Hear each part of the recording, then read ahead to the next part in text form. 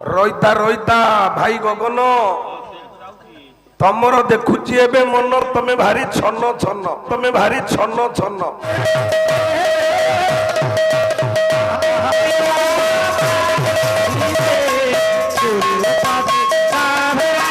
পালার রিদিমি স্বতন্ত্র অছি না তমে রিদিমি তো তম পালার নাই পালা কেমতি হব কাহা পাউ কেমিতি খঞ্জা হব সেগুড়াক তুমি জানিন মো ভাই গগন শ্লোকটিଏ পଢିବା শ্লোক কৌছ শ্লোক বলুছ না শোক করুছ বা ବେହେରା ଭାଇଙ୍କ ପାଖରେ ଏମିତି ଦାମୀ ଶ୍ଲୋକ ନାହିଁ ଏମିତି ଦାମୀ ଶ୍ଲୋକ ନାହିଁ ତମ ପାଲାର ତ ଭାବଟା ନାହିଁ ଆଉ ଭାବଟା ନାହିଁ ଆଉ 4 ଘଣ୍ଟା ପାଲାରେ ରହିଲ କୋଉ ଭାବରେ ପାଲାଟା ତମେ ଗାଇଲ ମୋ ଭାଇ ମୋର ସରୁ ତମେ ଯୋଉ ପାଲା 2 ଦିନ ହେଲା ମୋ ପାଖରେ ଏଠି ଆମ ପାଖରେ ଗାଇଲ ସେ ଭାବଟା କଣ ଦେଖିବେ 10 ଦିନ ଭିତରେ ଏମିତି ଗୋଟେ ଦାମୀ ଶ୍ଲୋକ ଆପଣ ଶୁଣିପାରିବେ ତମେ କହିଦବ ଆଉ ତମ କଥା କଣ ମାନିବ ତମେ କଣ ବାଣୀ କଣ୍ଠ ବୋଲି ତମେ ଯାହା କଣ୍ଠରେ ବୋଲିବ ସେଇଆ ସବୁ ମୋ ଭାଇ ଗଗନ ତମେ ଯେମିତିଆ ପାଲା ବୋଲୁଛ ପାଲାର ମାର୍ଗ ସେ ନୁହଁ ତମେ ହୁଏ ତ ମୋ ଆଗରୁ ପାଲା ଜଗତକୁ ଆସିଛ କିନ୍ତୁ ଗାୟକ ହିସାବରେ ନୁହଁ ମୋ ପଛରେ ତମେ ଗାୟକ ପାଲା ବୋଲୁଛ ତମ ପାଲା ଯା ଗାଁରେ ତମ୍ବୁଟିଏ ପକେଇ ମା ମାନେ କଥାବାର୍ତ୍ତା ହବା ସେଇଆ ସୁନ୍ଦର ପଦ ଅଛି ସେଥିରେ ସମସ୍ତେ କହିପାରିବେନି ଦେଖିବା ଟିକେ ବେହେରା ଭାଇକି କଣ ସେ ପଦଟା କେତେବେଳେ ସେ ପଦରୁ କଣ ଅର୍ଥ ବାହାରିଲା ଯେ ଦ୍ରୌପଦୀ କଥା ମାନ ରକ୍ଷା କରିବା ପାଇଁ ଭଗବାନ କୃଷ୍ଣ ବସ୍ତ୍ର ଦାନ କଲେ କାହିଁ ବିଳମ୍ବରେ କଣ ସେ ପଦଟା ସୁନ୍ଦର ପଦ ଅଛି ଦେଖିବା ଟିକେ ସେ ପଦ ଉପରେ ନଜର ପଡ଼ିଛି ବେହେରା ଭାଇଙ୍କର କି ନାହିଁ କାହିଁକି ବିଳମ୍ବରେ ତାଙ୍କ କଥା ଶୁଣିଲେ ଦ୍ରୌପଦୀଙ୍କର ଶୀଘ୍ର କାହିଁ ଶୁଣିଲେନି ସେ ତ ଏତେ ଭଲ ପାଉଥିଲେ ଦ୍ରୌପଦୀ ନା କୋଉଠି କାରଣଟା ରହିଲା ସୁନ୍ଦର ପଦ ଗୋଟିଏ ଅଛି ଧନେଶ୍ୱର ପାଣିଙ୍କର ଯଦି ପଦଟା ସେ ଦେଖିଥିବେ ପଢିଥିବେ ତାହେଲେ କହିଦେବେ ନହେଲେ ହବନି ଛାନ୍ଦଟିଏ ପଡୁଛି ମୋ ଭାଇ ଗଗନ ଟିକେ ଶୁଣ ଆଉ ଏମିତି ଛନ ଛନ ମନ କରନା ର ଗଗନ ମହାପାତ୍ର ପାଲା ବୋଲିବେ ଆଉ ଆମେ ପାଲା ବୋଲିବା ୟା ଭିତରେ ତଫାତ ଅନେକ କବି ସୂର୍ଯ୍ୟ ବଳଦେବ ରଥ ଭଗବାନଙ୍କୁ ଦ୍ରୌପଦୀ କେମିତି ଡାକିଲେ କାହିଁକି ବସ୍ତ୍ର ପାଇଲେ ଆଉ ବସ୍ତ୍ର ଦବାରେ ପ୍ରଭୁ କାହିଁକି ବିଳମ୍ବ କଲେ ଗଜ ଶବ୍ଦଟି ଯିଏ ବୁଝିଥିବ ଭାଷା କୋଷରୁ ସିଏ ଯାଇକି ବୁଝିବ ମୂର୍ଖ କଣ କହିଲା ତୁଳି ଧରିଲା ବଦମ ମୋହର ଡାକେଲା ରଥରେ ମୋହର ଆଚ୍ଛା କୋଉ ପଦ୍ମ ଫୁଲକୁ ସେଦିନ ହାତୀ ଦେଲା ଯେ ଭଗବାନ ତା କଥା ଶୁଣିଲେ ଗତିଶୀଳ ଯୋଉ ପାଣି ସେଇ ପାଣିରେ ରହିବ କୁମ୍ଭୀର ସ୍ଥିର ପାଣିରେ ଫୁଟିବ ପଦ୍ମ ତାହେଲେ ଏ ପଦ୍ମ ଦେଲେ କେମିତି ଭଗବାନ ବାବୁ ନେଲେ କେମିତି ଭଗବାନ ଲକ୍ଷେ ଯୋଜନରେ ଗଜ ଲକ୍ଷେ ଯୋଜନରେ ଇଏ ଡାକ କେମିତି ହେଲା ଭଗବାନ ଶୁଣିଲେ କେମିତି ଏ ଶରୀରରେ 6ଟା ପଦ୍ମ 8ଟା ପଦ୍ମ ଫୁଲ ପ୍ରଭୁ ପାଖରେ ଅବସ୍ଥିତ 8ଟା ପଦ୍ମ ଫୁଲ ସେ 8 ପଦ୍ମ ଫୁଲ କିଏ ତମର ତ ସବୁତକ ଅଳିଆ କୋଉ ଅଳିଆ ଆଉ ସଫା ମୁଁ କରିବି ଆପଣ ମାନେ କହନ୍ତୁ ମୋ ଗଗନ ଭାଇ ବା ଆପଣ ମାନେ ଯିଏ ଶୁଣୁଛନ୍ତି ଆପଣ ସମାଲୋଚନା କରନ୍ତୁ 4 ବର୍ଷ 4 ମାସ 4 ଦିନରେ ପ୍ରହ୍ଲାଦ ପାଇଲେ ଭଗବାନଙ୍କୁ କେମିତି ପାଇଲେ ପ୍ରଥମ ଦିନ ବିଦ୍ୟା ଧୟନ ବିଦ୍ୟା ଅନୁକୂଳ କରିବେ ପହଞ୍ଚାଇ ଦେଇଛନ୍ତି ବାପା ସେଦିନ ଗୁରୁକୁଳରେ ଗୁରୁ ହେଲେ ଶୁକ୍ରାଚାର୍ଯ୍ୟଙ୍କର ବେନିନନ୍ଦନ ଷଣ୍ଡ ଆଉ ଅମର୍କ ପ୍ରଥମ ଦିନର ପାଠ ପଢା ବାପା ଆମେ ମଧ୍ୟ ପାଠ ପଢିଛେ ଆମେ ମଧ୍ୟ ବିଦ୍ୟାଳୟକୁ ଯାଉଛୁ ଅନୁକୂଳ କରିବା ପାଇଁ କିନ୍ତୁ ସେଦିନ ଗୁରୁଜୀ ଯାହା ଶିଖେଇଲେ ଆମେ ସେଦିନ ବୁଝିପାରି ନଥିଲେ ଆମର ହେତୁ ନଥିଲା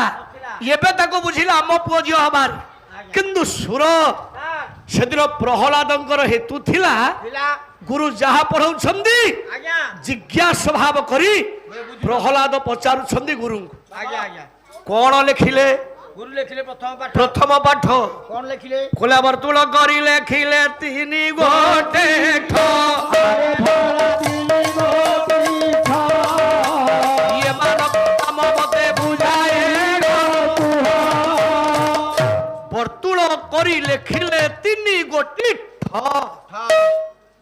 ପାଲା ଆଜ୍ଞା ପାଲା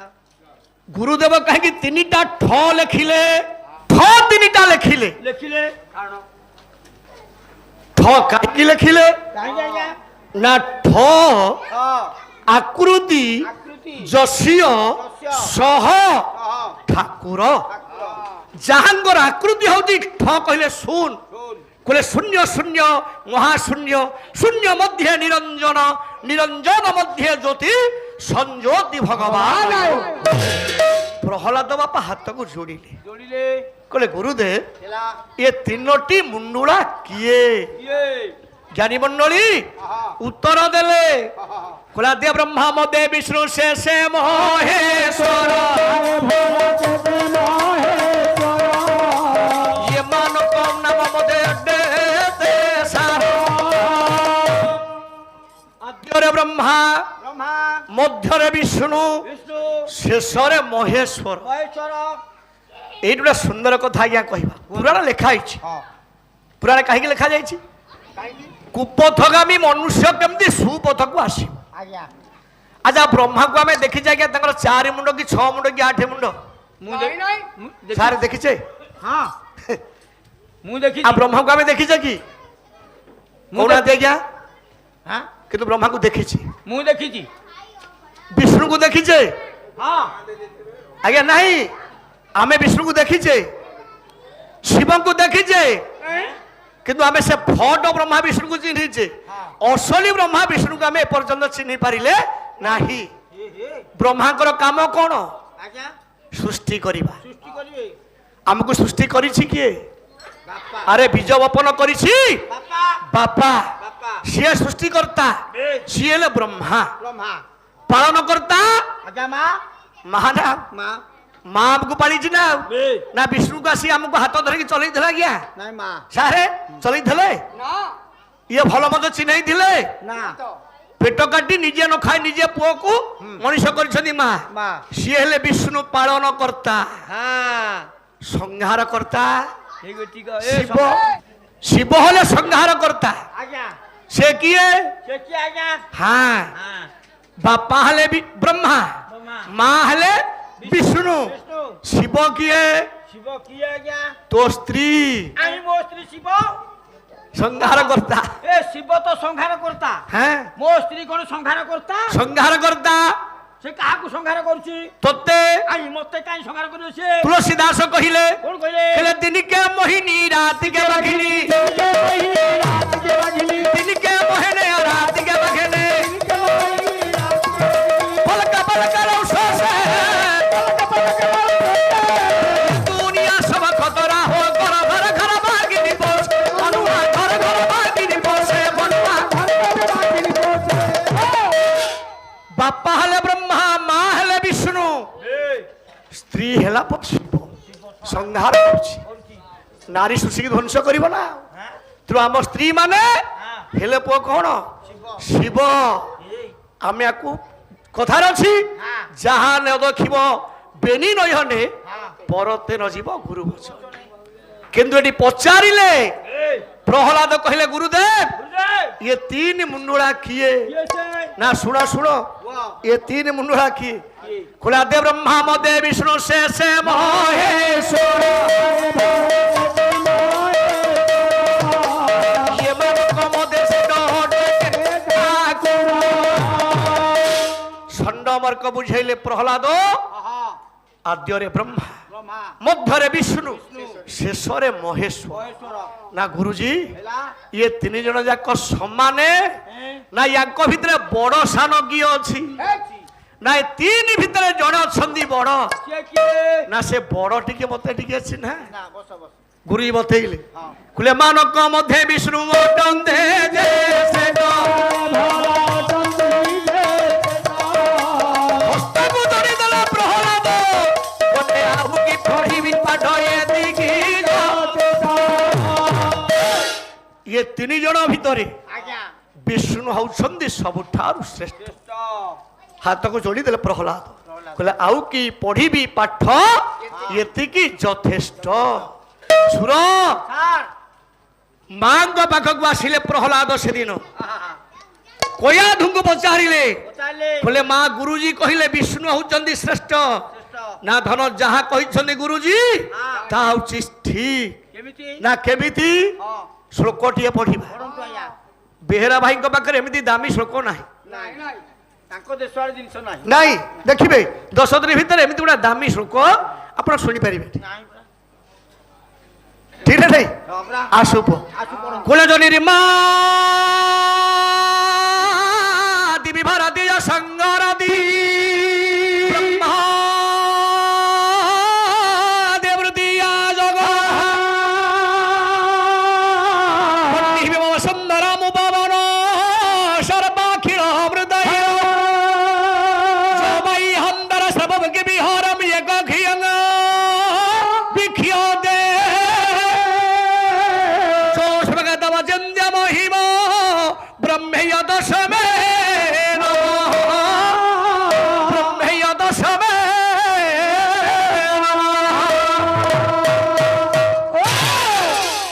ମା କୟାଧୁ କହିଲେ ଧନ जो निर्माती ହଁ ए सृष्टि की जिए निर्माण करुछि सेई पालन करुछि କରୁଛେ सेई संहार करुछि କରୁଛେ सिए जणे ହଁ कोन सृष्टि की दैछि କଣ ଆଜ୍ଞା बन्ही बियम वसुंधर मुपवन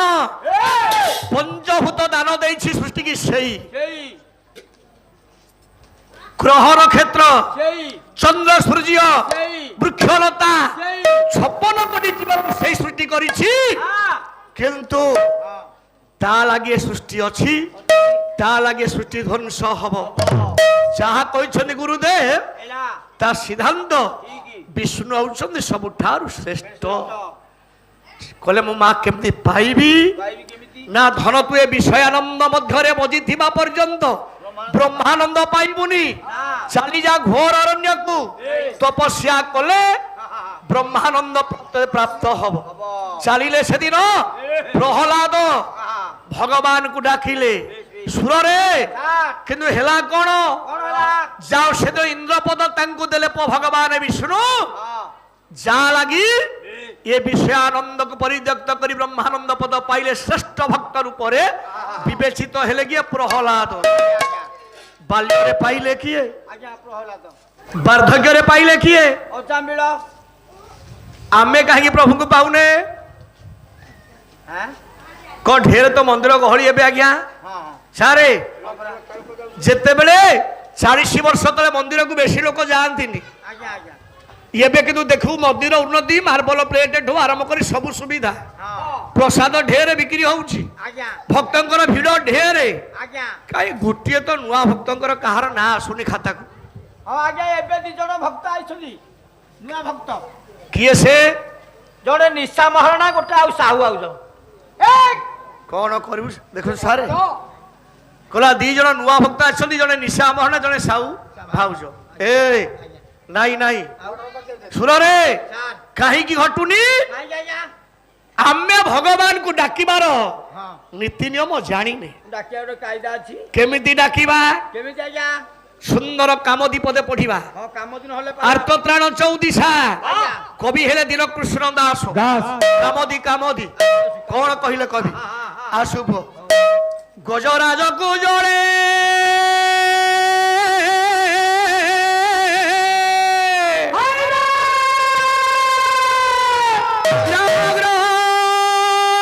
शिवा कारे डाकिलार देव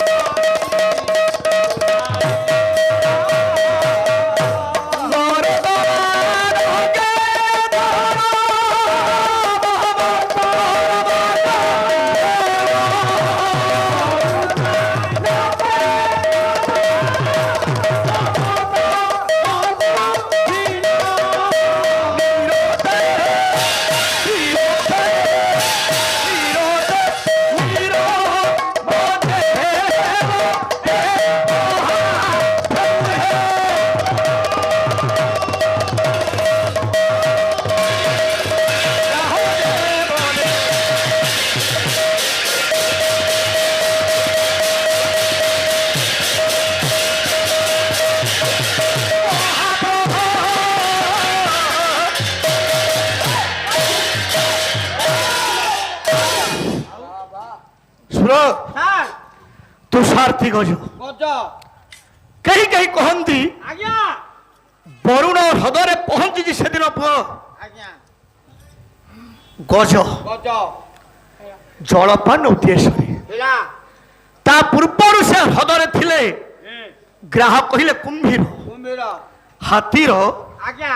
ପାଦକୁ ଦୃଢ ଭାବରେ ପୁଅ ଧରିଲା ଆଉ ଧରିଛି କିଏ କୁମ୍ଭୀର ଆଜ୍ଞା ଆଚ୍ଛା ଏଠି ହଁ ଜଣେ ଖାଦ୍ୟ ଆଉ ଜଣେ ଖାଦକ ହାତକ ଯଦି ଏ ହେଲା ପୁଅ ଖାଦକ ହଁ ଖାଦ୍ୟକୁ ଧରିଛି ବେଶ ଇଏ ତ ତା ଥୋଡ଼ ହସ୍ତକୁ ଧରି ଥାନ୍ତା ଆଜ୍ଞା ଥୋଡ଼ରେ ପାଣି ପିଉଛି ପାଣି ପିଉଥିଲା କଣ ଶରୀରକୁ ଆକ୍ରମଣ କରିଥାନ୍ତା ହଁ ପାଦକୁ କାହିଁକି ଧରିଲା ପାଦକୁ ଧରିବାର କାରଣ ଅଛି ଆଜ୍ଞା କାରଣ କଣ ଆମେ ମଟନ କିଣିବାକୁ ଯାଉଛେ ଚିକେନ କିଣିବାକୁ ଯାଉଛେ ହଁ କଣ ମାଗୁଛେ ଆଜ୍ଞା କଣ କହୁଛେ ଭାଇ ଟିକେ ଲେଗ ପିସ୍ ଦେଖିକି ଦେଇଥା ତାପରେ ଲେଗ ପିସ୍ ର ଟେଷ୍ଟ ଅଲଗା ସେଥିପାଇଁ ସେ ପାଦକୁ ଥିଲା ଟେଷ୍ଟ ଜିନିଷ ବୋଲି ଦେଖୁଛନ୍ତି ଆଜ୍ଞା କେତେ ଅର୍ଥ ଅଛି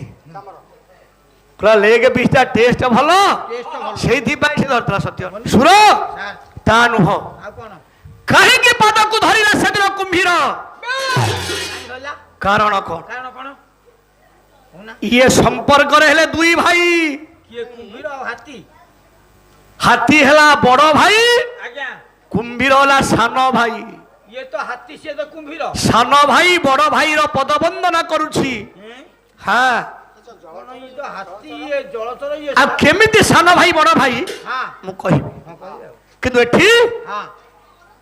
ଯେତିକି ଜଳ ଭାଗରୁ ସ୍ଥଳ ଭାଗକୁ ଆସିବା ପାଇଁ ପ୍ରୟାସ କରୁଛନ୍ତି ଗଜ ଗଜ। ନିରୁପାୟ ଯାହା ହଉ ଆଜ୍ଞା ବିଦଗ୍ଧ ମଣ୍ଡଳୀ ହଁ କାରଣ କଣ କାରଣ କଣ ଏଠି ବେଶ ନିରୁପାୟ ହେଲା ଗଜ ହଁ ସ୍ଥଳ ଭାଗକୁ ଆସି ପାରୁନି ନା କହିଲା ମତେ କେବଳ ଜଣେ ରକ୍ଷା କରିବ କିଏ ସେ ସେ କିଏ କିଏ କହିଲା ତୁଳି ଧରିଲା ବଦମ ମୋହର ଡାକେଲା ରଥବାଦେ ମୋହର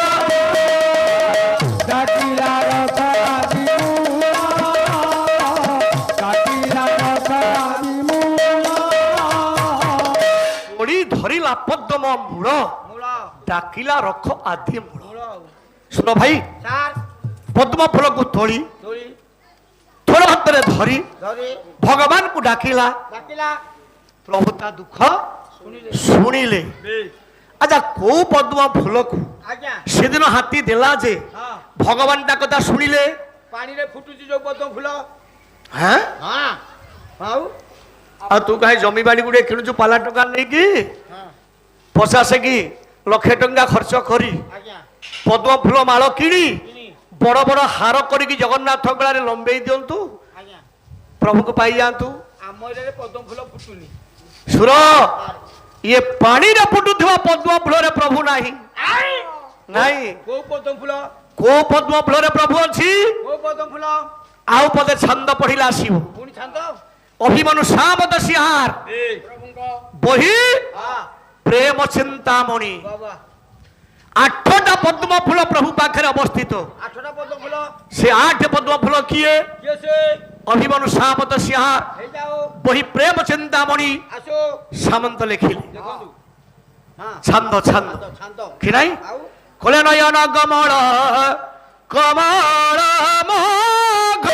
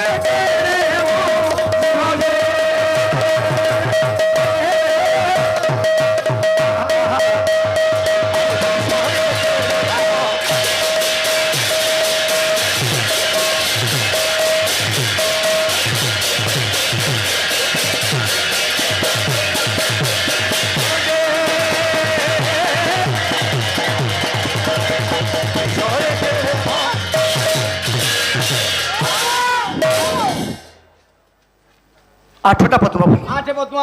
8 ନୟନ କମଳ ନେତ୍ର ପଦ୍ମ, 1 ମୁଖ ପଦ୍ମ, 2 ହୃଦୟ ପଦ୍ମ, 3 ନାଭି ପଦ୍ମ, 4 ହସ୍ତ ପଦ୍ମ, 5 ପାଦ ପଦ୍ମ, 6 କରେ ଧରିଛନ୍ତି ପଦ୍ମ ଫୁଲ, 7 ଗଳାରେ ପକେଇଛନ୍ତି ଗୋଟିଏ ପଦ୍ମ ଫୁଲ ମାଳ। 8 এই 8 ପଦ୍ମ ଫୁଲ ଭିତରୁ ଭଗବାନଙ୍କୁ ସେଦିନ ଆଜ୍ଞା ହାତୀ ଦେଲା, କୋଉ ପଦ୍ମ ଫୁଲ ତୋଳି ଧରିଲା ପଦ୍ମ ମୂଳ, ମୂଳ ମୂଳ କରି ଧରିଲା ହୃଦୟରେ ଆଜ୍ଞା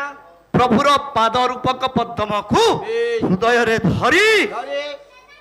ଥୋଡ଼ ହସ୍ତକୁ ଉପରକୁ ଟେକିଲା। ଦେଖିଲା ଆଉ ଯେ ପର୍ଯ୍ୟନ୍ତ ଯୁଦ୍ଧ ହଁ ସଂଗ୍ରାମରେ ମାତିଥିଲା ହାତୀ, ହାତୀ ଭଗବାନ ଶୁଣୁନଥିଲେ। ନା କିନ୍ତୁ ହଁ ଯେତେବେଳେ ଯୁଦ୍ଧକୁ ଛାଡ଼ି ଆଜ୍ଞା ନିରାଶ ଏବଂ ଜଗଦୀଶ ରକ୍ଷ ହଁ ହସ୍ତକୁ ଉପର ଟେକି ଦେଖି ଭଗବାନ ପଦକନ୍ଦରେ ଶରଣ ପଶିଲା, ସମର୍ପିତ ହେଲା। ହେଲା ଭଗବାନ ଚକ୍ରକୁ ବେଶୀ ବେଶୀ ନକ୍ରକୁ ନାସିଲେ। ନାସିଲେ କିନ୍ତୁ ସୁର ସାର୍ ଯେ ପର୍ଯ୍ୟନ୍ତ ସମର୍ପଣ ଭାବ ହେଇନଥିଲା ଆଜ୍ଞା ସେ ପର୍ଯ୍ୟନ୍ତ ପ୍ରଭୁ ଶୁଣୁନଥିଲେ। ନାଇଁ ତାହେଲେ ହାତୀ ସତ୍ୟ ଯୁଗରେ ଆଜ୍ଞା ଭଗବାନଙ୍କୁ କିଭଳି ଡକା ଯାଏ ଯାଏ ପ୍ରଥମ ଶିଖେଇଲା। ହାତୀ ଶିଖେଇଲା ସମସ୍ତେ କହନ୍ତି ଗଜମୂର୍ଖ ନାଇଁ, ଏ ତାଠୁ ପୁଅ ବୁଦ୍ଧିଜୀବୀ କେହି ନାହିଁ। ଆଉ ମଣିଷଠୁ 100 ଗୁଣରେ ସେ ବୁଦ୍ଧିଜୀବୀ। ହଁ କିନ୍ତୁ ସୁର ସାର୍ ଏ ଯୋଉ ଗଜମୂର୍ଖ କଥାଟା ପ୍ରାୟ ବୁଝି ନାହାନ୍ତି, ନାଇଁ ଆଜ୍ଞା ତାକୁ ଗୋଟେ ହାସ୍ୟରସରେ ନିଅନ୍ତି। ଆଜ୍ଞା ଗଜ ମୂର୍ଖ ତା ଯୋଉ ଅର୍ଥ ହଁ ଅଲଗା, ଅଲଗା ଅର୍ଥ ଅଛି ସୁନ୍ଦର ଅର୍ଥ ତା ଭିତରେ ଅଛି। ହଁ ଇଏ ହାତୀକି ଆଜ୍ଞା ଗଜମୂର୍ଖ କୁହାଯାଏ। ନାଇଁ କାହିଁକି ଗଜମୂର୍ଖ? କାହିଁକି ଗଜ ଶବ୍ଦଟି ଯିଏ ବୁଝିଥିବ ଭାଷା କୋଷରୁ ଆଜ୍ଞା ସିଏ ଯାଇକି ବୁଝିବ ମୂର୍ଖ କଣ। ମୂର୍ଖ କଣ ଆଉ ଗଜ କହିଲେ ହାତୀକି ବୁଝାଏ, ନାଇଁ। ଛାଡ଼ି ଦେ ସେ କଥା। ଛାଡ଼ ତେବେ ହଁ ସତ୍ୟ ଯୁଗରେ ହାତୀ ଶିଖେଇଲା ସମର୍ପଣ ଭାବ। ଭାବ ଆଉ ତ୍ରେତୟାରେ କିଏ ଶିଖେଇଲେ ଜଣେ ଶିଖେଇଲେ ସମର୍ପଣ ଭାବ। ସିଏ କିଏ ସେ କିଏ? କିଏ ସେ ଆଜ୍ଞା ବଜରଙ୍ଗ ବାଲି ଅଞ୍ଜନେୟ। ଆଜ୍ଞା ରାମ ରଘୁନାଥଙ୍କ ସହିତ ଯୋଉଦିନ ଯୁଦ୍ଧ ପ୍ରସ୍ତୁତି ସରିଲା, ଆଜ୍ଞା ଧନୁରେ ଗୁଣ ଦେଇ ରାମ ରଘୁନାଥ ଟାଣିଛନ୍ତି। ହେଲା ବଜରଙ୍ଗ ବାଲି ବେଶ ଅସ୍ତ୍ରକୁ ଥୋଇ ଦେଇ ହୋଇ ଦେଇ ହସ୍ତକୁ ଉପରକୁ ଟେକି ଟେକି ଚିରି ଦେଇଛନ୍ତି ବକ୍ଷକୁ, ହଁ ହଁ ସମର୍ପଣ ହେଇଯାଇଛନ୍ତି ଭଗବାନଙ୍କ ଚରଣ ତଳେ। ଆଜ୍ଞା ଏ ପୁଅ ସାର୍ ଦ୍ୱାପର ଯୁଗରେ ହଁ ଜଣେ ଶିଖେଇଲେ ହଁ ସମର୍ପଣ ଭାବ। ସିଏ କିଏ ସେ କିଏ? କିଏ ସେ ଆଜ୍ଞା ସୁର ସାର୍ ଆର୍ଯ୍ୟ ସନାତନୀ ନାୟିକା ହଁ ମା ଦ୍ରୌପଦୀ। ଦ୍ରୌପଦୀ ଶିଖେଇଲେ ଏ ବାପା ହଁ କାହିଁକି କାହିଁକି ଆଜ୍ଞା ପୋଷା ଖେଳରେ ପରାସ୍ତ ହେଇଯାଇଛନ୍ତି? ଆଜ୍ଞା ନିର୍ଦ୍ଦେଶ ଦେଇଛି ଦୁର୍ଯ୍ୟୋଧନ ବେଶ ଭାତୃ ଦୁଶାସନକୁ ଦୁଶାସନକୁ ଯେ ଦ୍ରୌପଦୀ କି ତୁ କୁରୁସଭାକୁ ଆଣେ। ଆଣି ପାକା ସ୍ପର୍ଶର ମଣି ଦ୍ରୌପଦୀ କି ଏ ଟାଣି ଆଣିଛି ଦୁଷା ବିବର୍ତ୍ତନ କରିବାକୁ ଦିଅ ତ। ନିଜେ ମା ଦ୍ରୌପଦୀ ନିଜେ ନିଜକୁ ରକ୍ଷା କରିବା ପାଇଁ ଆଜ୍ଞା ପ୍ରବଳ ପ୍ରଚେଷ୍ଟା କରିଛି। ଚେଷ୍ଟା କରୁଛନ୍ତି ଯେତେବେଳେ ନିରୁପାୟ ହେଲେ ହେଲେ ହସ୍ତକୁ ଉପରକୁ ଟେକିଲେ, ଟେକି ଡାକିଲେ ଡାକିଲେ ସୁନ୍ଦର ଧାଡ଼ି ଆସୁ ଆସୁ ପୁଅ ସାର୍ ପଦେ ପଦେ। ହେଇଯାଉ ଦ୍ରୌପଦୀ ମା ଡାକୁଛି ଡାକୁଛି କେମିତି? କେମିତି ହଉ କୋଲେ ମୋ ଭାସିଲି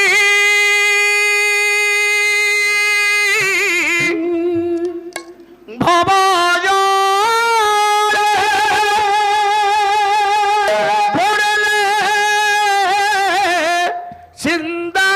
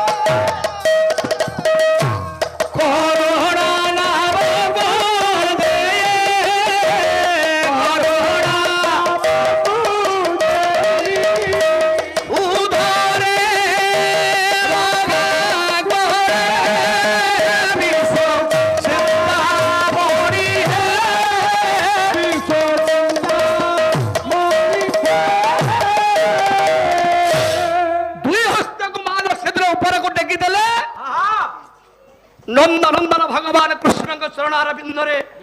ନିଜର ମନ ପ୍ରାଣ ଶରୀରକୁ ସମର୍ପଣ କରି ଦିଅନ୍ତେ। ହେଲା ଯାଉ କୋଟି କୋଟି ବସ୍ତ୍ରକୁ ପ୍ରଦାନ କଲେ बोले ନନ୍ଦ ନନ୍ଦନ କୃଷ୍ଣ ଭଗବାନ। आज्ञा କିନ୍ତୁ ସୁର सर ମା ଦ୍ରୌପଦୀ ଏତେ ଭଲ ପାଆନ୍ତି आज्ञा ଭଗବାନ କୃଷ୍ଣ ତେ ବିଦଗ୍ଧ ମଣ୍ଡଳୀ हाँ ସୁରରେ सर ଏତେ ଭଲ ପାଆନ୍ତି ଦ୍ରୌପଦୀ କି बस ଭଗବାନ କୃଷ୍ଣ आज्ञा ଲକ୍ଷ୍ମୀ ପଚାରିଲେ चलिए କହିଲେ ପ୍ରଭୁ प्रभु ଏତେ ସମୟ ଆପଣଙ୍କୁ ସେ ଡାକିଲାଣି हाँ ଆପଣ ତାକୁ ଏତେ ଭଲ ପାଉଥିଲେ हाँ ଏତେ ବିଳମ୍ବରେ କାହିଁକି ଆପଣ ତାକୁ ବସ୍ତ୍ର ଦାନ କଲେ हाँ साहाଯ୍य कले कहीं डेरी ନା ତା ଡାକିବାରେ ଟିକେ ବ୍ୟାଘତ ହେଲା हैं ସେ ଯୋଉ ଡାକିଲା हाँ ଡାକିବାରେ ସେ ଭୁଲ କଲା भूल गला ତେଣୁ କରି ମୋ ବିଳମ୍ବ ଘଟିଲା होटिला ପୁରା ସୁନ୍ଦର ପଦ ଅଛି ସେଥିରେ हाँ ସମସ୍ତେ କହିପାରିବେନି ଦେଖିବା ଟିକେ ବେରା ଭାଇକି हाँ କଣ ସେ ପଦଟା हाँ କେତେବେଳେ ସେ ପଦରୁ କଣ ଅର୍ଥ ବାହାରିଲା ଯେ हाँ ଦ୍ରୌପଦୀ କଥା ମାନ ରକ୍ଷା କରିବା ପାଇଁ ଭଗବାନ କୃଷ୍ଣ आज्ञा ବସ୍ତ୍ର ଦାନ କଲେ କାହିଁ ବିଳମ୍ବରେ डेरी କଣ ସେ ପଦଟା कौन ସୁନ୍ଦର ପଦ ଅଛି हाँ ଦେଖିବା ଟିକେ ସେ ପଦ ଉପରେ ନଜର ପଡିଛି ବେହେରା ଭାଇଙ୍କର କି ନାହିଁ କାହିଁକି ବିଳମ୍ବରେ ତାଙ୍କ କଥା ଶୁଣିଲେ ଦ୍ରୌପଦୀଙ୍କର ଶୀଘ୍ର କାହିଁ ଶୁଣିଲେନି ସେ ତ ଏତେ ଭଲ ପାଉଥିଲେ ଦ୍ରୌପଦୀ କି ନା କୋଉଠି କାରଣଟା ରହିଲା कौन ସୁନ୍ଦର ପଦ ଗୋଟିଏ ଅଛି ଧନେଶ୍ୱର ପାଣିଙ୍କର ଯଦି ପଦଟା ସିଏ ଦେଖିଥିବେ ପଢିଥିବେ ତାହେଲେ କହିଦେବେ ନହେଲେ ହବନି ସୁନ୍ଦର ପଦ ଅଛି ଧନେଶ୍ୱର ପାଣି ଲେଖିଛନ୍ତି ଏଇଥିପାଇଁ ବିଳମ୍ବରେ ସିଏ ଦାନ ଦେଲେ ବସ୍ତ୍ର ତତେ ଖୋଲିଦେଲି ପଦରେ ନାହିଁ ଦେଖିବା ସେ ପଦ ଉପରେ ନଜର ଅଛି କି ନା ଶୁଣ आज्ञा ତାହେଲେ କୋଳି ଯୁଗରେ ଯେବେ ସମର୍ପଣ ଭାବ ଶିଖେଇଲେ ସେ କିଏ किए से आज्ञा ଜ୍ଞାନୀ ମଣ୍ଡଳୀ ଆପଣ ମାନଙ୍କର हाँ हाँ ସିଏ ହଉଛନ୍ତି ଶ୍ରୀ ଚୈତନ୍ୟ ମହାପ୍ରଭୁ ଏ ପୁଅ सर ଯିଏ ନଦିଆ ନବଦ୍ୱୀପରୁ ଆସିଲା ବେଳେ ଜଗତକୁ ଶିକ୍ଷା ଦେଇଥିଲେ ହେ ଜଗତବାସୀ हाँ हाँ ତମେ ପ୍ରଭୁ ନାମ ନେଲା ବେଳେ ଦୁଇ ହସ୍ତକୁ ଉପରକୁ ଟେକି ପ୍ରଭୁ ପାଦରେ ସମର୍ପଣ ହେଇଯା ନହେଲେ ଇଏ ଖାଲି ତୁଣ୍ଡ କହିବ ଗିନି ବାଡ଼େଇକି ଖୋଳ ବାଡ଼େଇକି ଖାଲି ଜୀବନ ଅସାର ହବ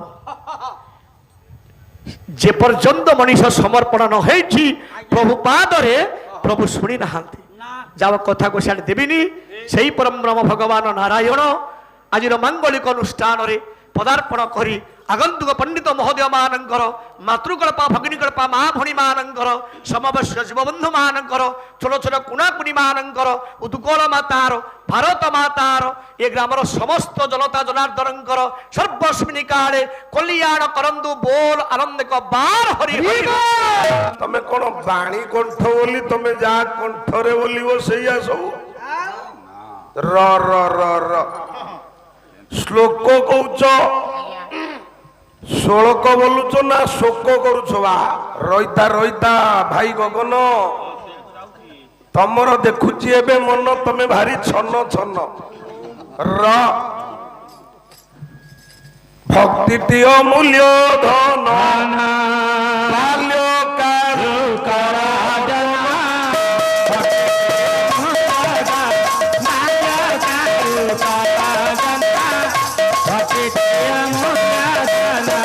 ଭକ୍ତିର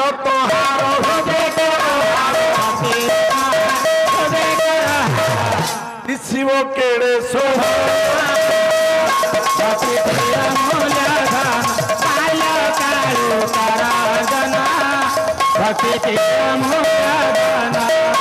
କହେ ବାଇ ଅପିରା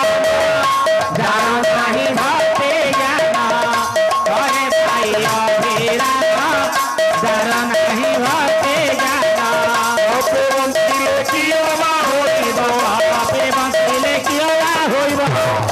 ପଶୁ ସଙ୍ଗେ ସେ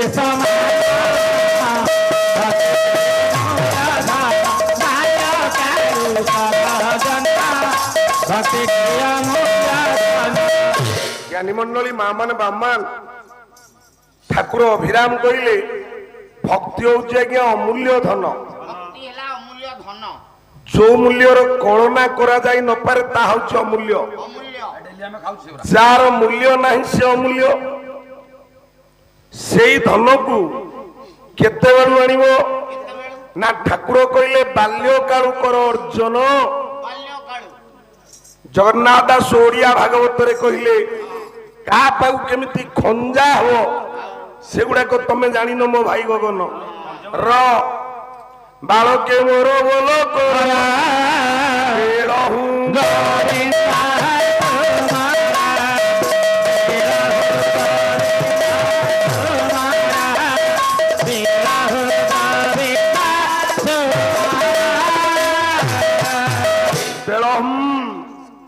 ଏବେ ବି ସମୟ ଅଛି ଭଗବାନଙ୍କ ନାମ ନିଅ କିଏ ନେବେ ନା ବାଳକେ ହେ ପିଲାମାନ ମୋ ବୋଲ କରି ବାଲ୍ୟ କାଳରୁ ଭଗବାନଙ୍କ ନାମ ନିଅ କାହିଁକି ସେ ଏଭଳି ଏକ ଦାରୁଣ ଶକ୍ତି ଯିଏ ହଉଛି ଆପଣମାନଙ୍କର କାଳ କାହାକୁ କେତେବେଳେ ନେଇଯିବ ବାବୁ କାହା ହାତରେ ନାହିଁ ସେଇ କାଳ ଯମ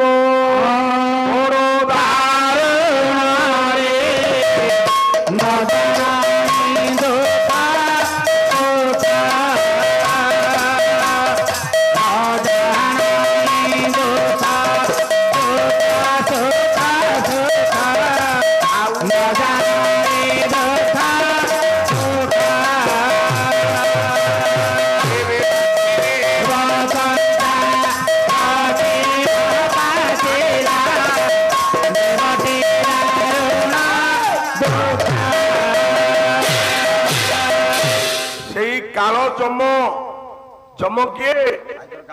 যମ ହଉଛି କାଳ କାଳ କହିଲେ ସମୟ ସମୟ କାହାକୁ କେତେବେଳେ ନେଇଯାଏ ଏ ଜଗତରେ କେହି ଜାଣିନାହାନ୍ତି ବାପା ସମୟ କାହାକୁ ତ ଅପେକ୍ଷା କରେନି ସେ ଆମକୁ କାହିଁକି ବା ଅପେକ୍ଷା କରିବ ସଜନ ବାଲ୍ୟକାଳୁ ଦିଟା ଜିନିଷ ସଞ୍ଚୟ କରନ୍ତୁ ବାଲ୍ୟକାଳୁ ଧନ ଧର୍ମ ମୁଁ ସଞ୍ଚିବି ଜୀବନ ନିଶ୍ଚିତ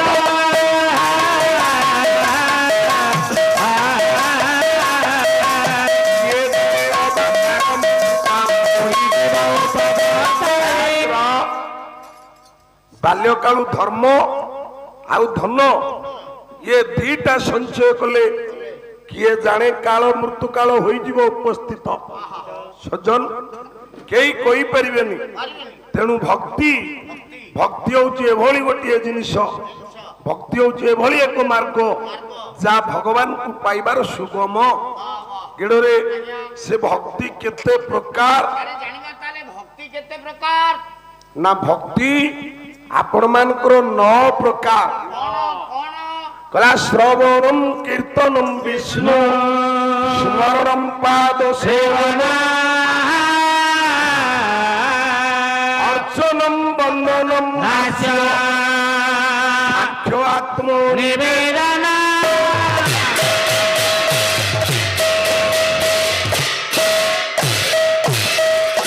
ମୋ ଭାଇ ଗଗନ ତମେ ଯେମିତିଆ ପାଲା ବୋଲୁଛ ପାଲାର ମାର୍ଗ ସେ ନୁହଁ ତମେ ହୁଏ ତ ମୋ ଆଗରୁ ପାଲା ଜଗତକୁ ଆସିଛ କିନ୍ତୁ ଗାୟକ ହିସାବରେ ନୁହଁ ମୋ ପଛରେ ତମେ ଗାୟକ ସଜନ ପାଲା ବୋଲୁଛ ତମ ପାଲା ଯା ଗାଁରେ ତମ୍ବୁଟିଏ ପକେଇ ମା ମାନେ କଥାବାର୍ତ୍ତା ହବା ସେଇଆ ସତ୍ୟ ଯୁଗରେ ଗଜ କୁଆଡେ ସମର୍ପଣ ହେଇଗଲା ଭଗବାନଙ୍କ ନିକଟରେ ତ୍ରେତୟାରେ କିଏ ହେଲା ତ୍ରେତୟାରେ ହନୁମାନ କୁଆଡେ ସମର୍ପଣ ହେଲେ ଯେତେବେଳେ ଛାତି ଫାଡି ଦେଲେ ଏଟା ହନୁମାନଙ୍କର ସମର୍ପଣ ଭାବ ମାନେ ଗଗନ ଭାଇଙ୍କ କଥାରେ ଦ୍ୱାପରରେ ଦ୍ରୌପଦୀ ସମର୍ପଣ ଭାବ ହେଲେ ଭଗବାନ ସେ ସମର୍ପଣ ହେଲା ପରେ ବି କାହିଁକି ଡେରି କଲେ ମା ଦ୍ରୌପଦୀଙ୍କୁ ବସ୍ତ୍ର ଦାନ କରିବା ପାଇଁ ସାଲବେଗ କୁରୁପତି ସଭା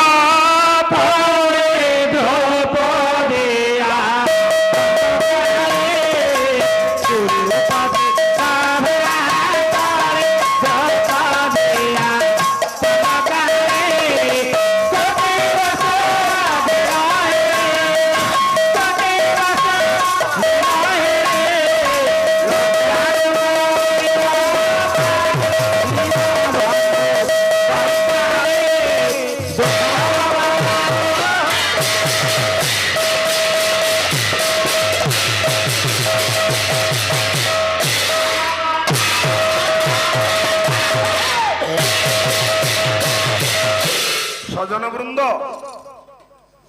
କବି ସାଲବେଗ କହିଲେ କୁରୁପତି ସଭାସ୍ଥଳେ ଦ୍ରୌପଦୀ ଆତଙ୍କ କାଳେ। ଆତଙ୍କ ତ ସେଠି ଲେଖା ହେଲା, ଇଏ କଣ କହିଲେ ସମର୍ପଣ ଭାବ ନା ଦ୍ରୌପଦୀ ଆର୍ତି ଭକ୍ତ, ସେ ଆତ୍ମରେ ଭଗବାନଙ୍କୁ ଡାକିଥିଲେ। ଅତିଆରତେ ଡାକେ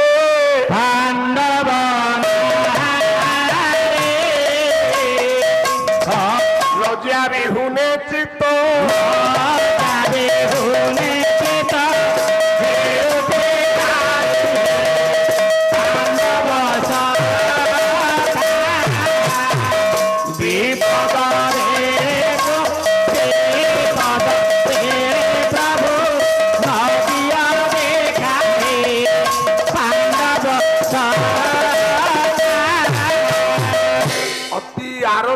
ଡାକେ ପାଣ୍ଡବ ନାରୀ।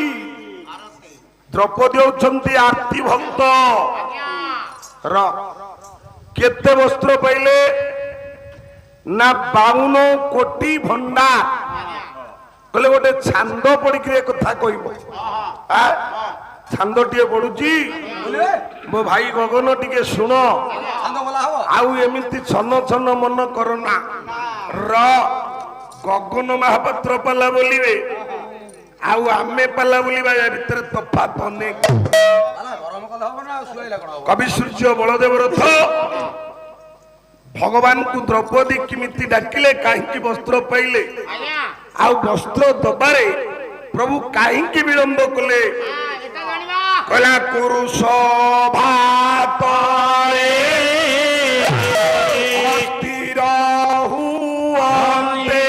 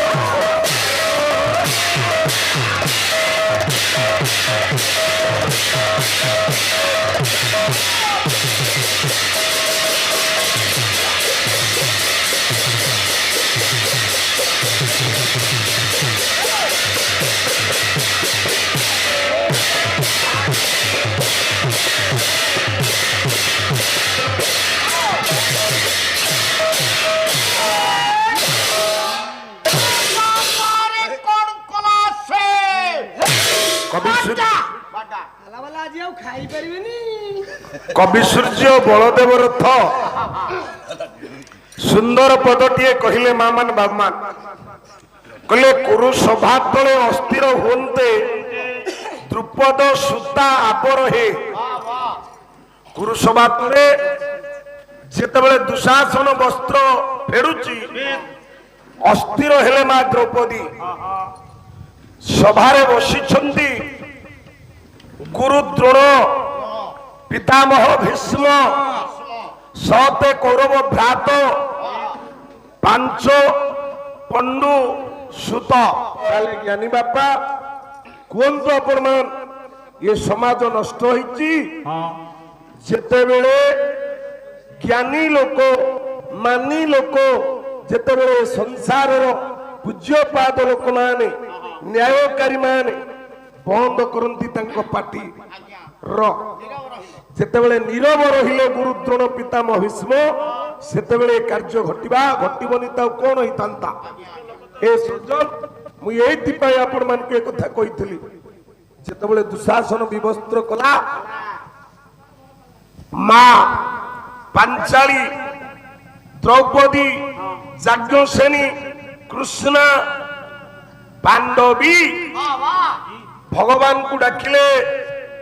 ହୃଦୟ ଦେବତା ମୋର ତୁମେ ଜୀବନ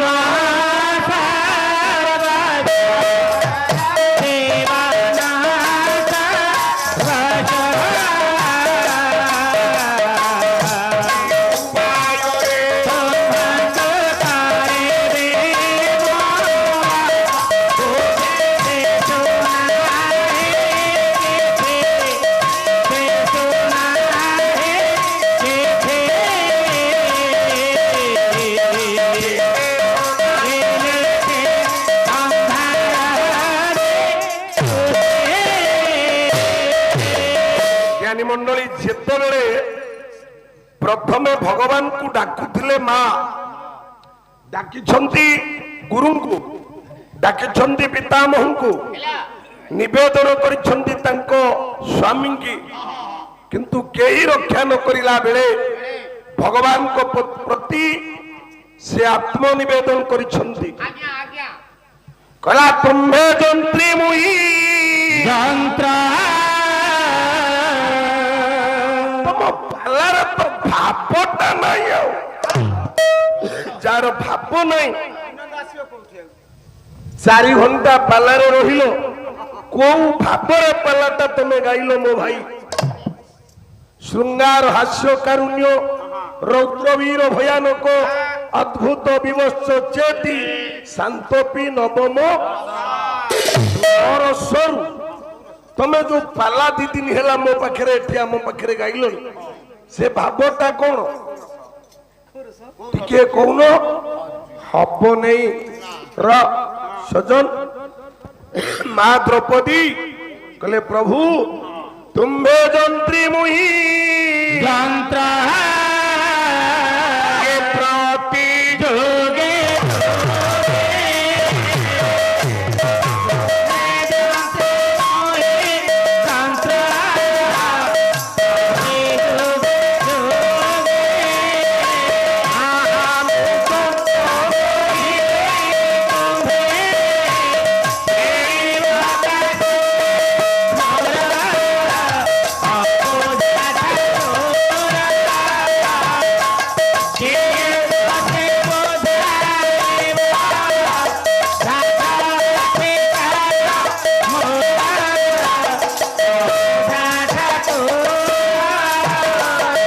प्रभु तुम्बे उच्च जंत्री मु गोटे जंत्र जे पर्यंत जंत्री जंत्र न बजाए से पर्यंत जंत्र बाजिबार शक्ति नाय जंत्रटा थुआई थिबो जंत्री न बजाइले जंत्र बाजिबो नाय तमे कहि दबो आ तम कथा कोन मानिब र जो कहिले समर्पण मु आपनकु तांग उत्तर कहि सारची समर्पण भाव कोठी आज्ञा लिखा अछि आपण मानकर भक्ति रे बाबू रे भक्ति नो प्रकार अरे बाबू रे भक्ति नो प्रकार हे बाबू रे भक्ति नो प्रकार भक्ति बिना करो दिवस भक्ति बिना करो दिवस भक्ति तो दिन ही हमारे खोलिबनी केबे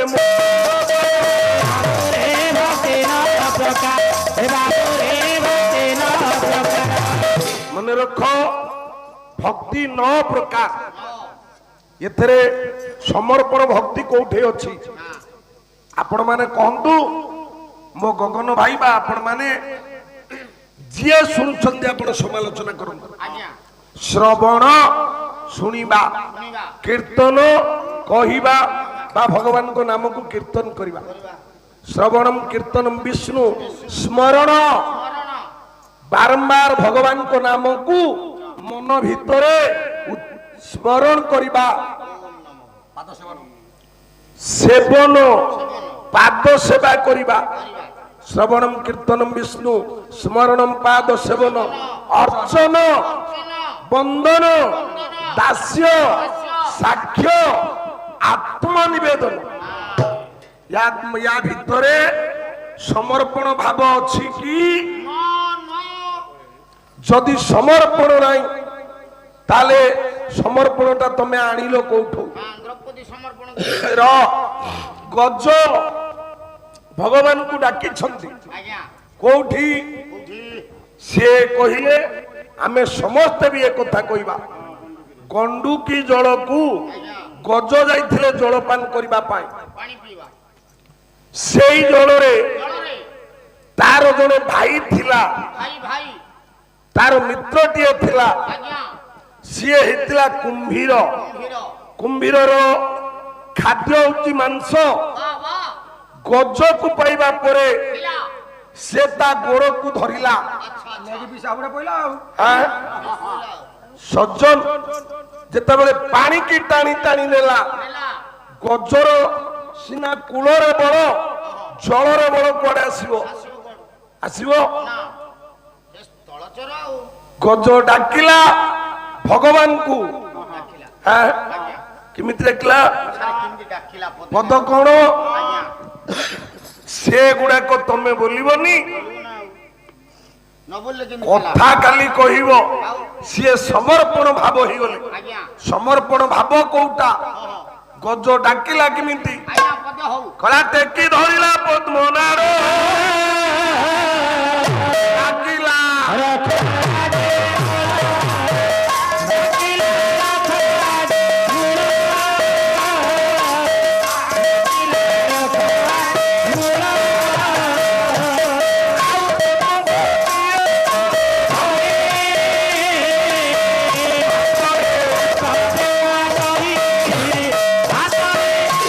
ଧରିଲା ପଦ୍ମନାଡ଼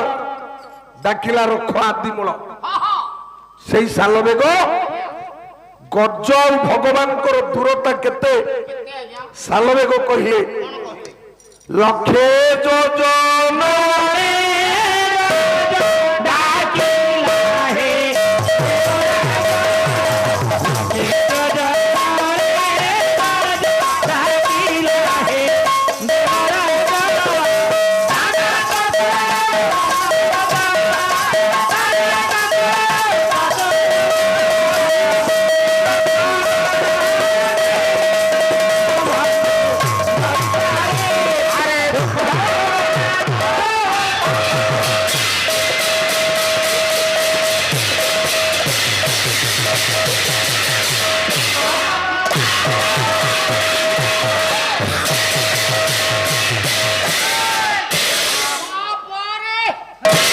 ପାଲାର ରିଦିମି ସ୍ୱତନ୍ତ୍ର ଅଛି ନା? ତମେ ରିଦିମି ତ ତମ ପାଲାର ନାହିଁ, ପାଲା କେମିତି ହବ? ଲକ୍ଷେ ଯୋଜନରେ ଗଜ। ମୁଁ କହୁନାହିଁ, ସାଲବେଗ କହିଲେ ଭଗବାନ ଆଉ ଗଜଙ୍କ ଦୂରତା ଆଜ୍ଞା ଲକ୍ଷେ ଯୋଜନ। ଡାକିଲା ହେ ଦେବରାଜ,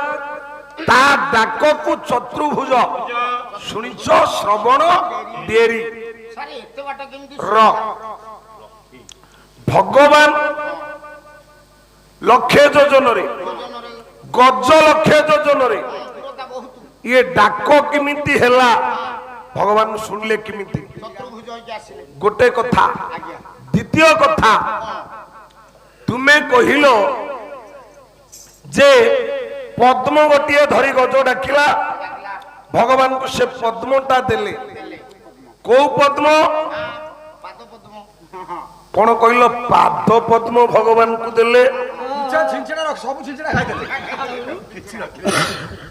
କହୁ କହୁ କହିଲ ପାଦ ପଦ୍ମ ଦେଲେ। ଗଜ ତା ହୃଦୟ ରୂପକ ପଦ୍ମ ଭଗବାନଙ୍କୁ ସମର୍ପଣ କରିଥିଲେ।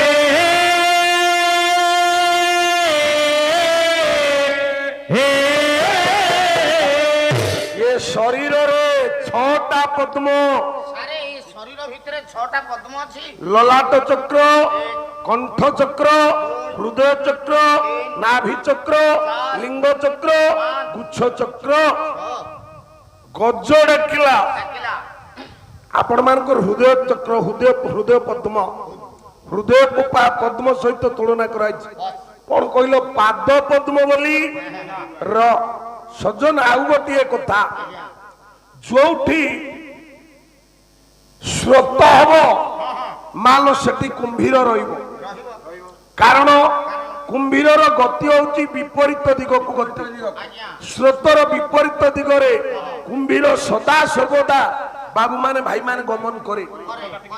ଯଦି କୁମ୍ଭୀର ଛୁଆ ଜନ୍ମ କରିବ, ତା ଛୁଆ ଯଦି ସୁଅର ବିପରୀତ ଦିଗକୁ ନ ଗଲା, କୁମ୍ଭୀର ବାବୁରେ ତାକୁ ମାରିଦବ।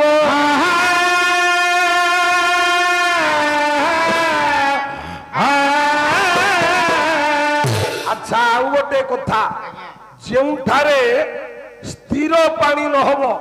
ସେଠି ଆଜ୍ଞା ପଦ୍ମ ଫୁଲ ଫୁଟିବ ନାହିଁ।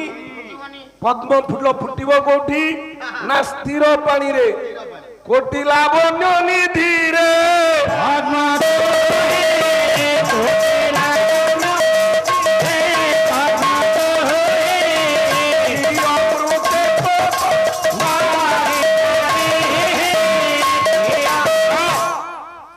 ପୋଖରୀ ଭିତରେ ଦେଖିବେ ପଦ୍ମ ଫୁଲ ଫୁଟିଥିବ। ତାର କାରଣ ହଉଛି ପୋଖରୀ ପାଣି ସ୍ଥିର, ଗତିଶୀଳ ନୁହେଁ। କିନ୍ତୁ ଗତିଶୀଳ ଯୋଉ ପାଣି, ସେଇ ପାଣିରେ ରହିବ କୁମ୍ଭୀର, ସ୍ଥିର ପାଣିରେ ଫୁଟିବ ପଦ୍ମ। ତାହେଲେ ଏ ପଦ୍ମ ଦେଲେ କେମିତି? ଭଗବାନ ବାବୁ ନେଲେ କେମିତି?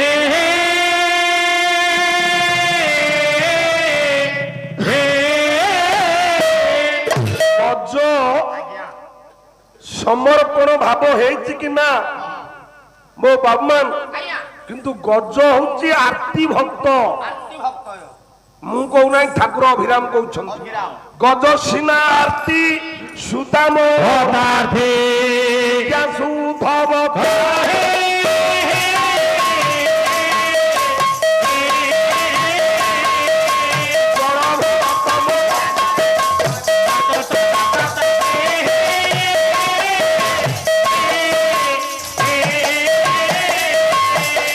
ଠାକୁର ଅଭିରାମଙ୍କର ମହଂସଙ୍କର ଗୋଟେ ଗଜେନ୍ଦ୍ର ମୁଖ୍ୟ ଗୀତା ଆଜ୍ଞା ଅଛି। ସେଥିରେ ଠାକୁର କହିଲେ ଗଜ ସିନା ଆରତି, ଆରତି ଭକ୍ତ ହେଲା ଗଜ। ସୁଦାମ ଅର୍ଥାର୍ଥୀ, ସୁଦାମ ହଉଛି ଅର୍ଥାର୍ଥୀ ଭକ୍ତ। ଜିଜ୍ଞାସୁ ଉଦ୍ଧବ କହି, ଉଦ୍ଧବ ହେଲା ଜିଜ୍ଞାସୁ। ଜଡ ଭରତମ ଜ୍ଞାନରେ ନିପୁଣ, ଚତୁର୍ଥ ଭକତ ସେଇ। ତମର ତ ସବୁତକ ଅଳିଆ, କୋଉ ଅଳିଆ ଆଉ ସଫା ମୁଁ କରିବି?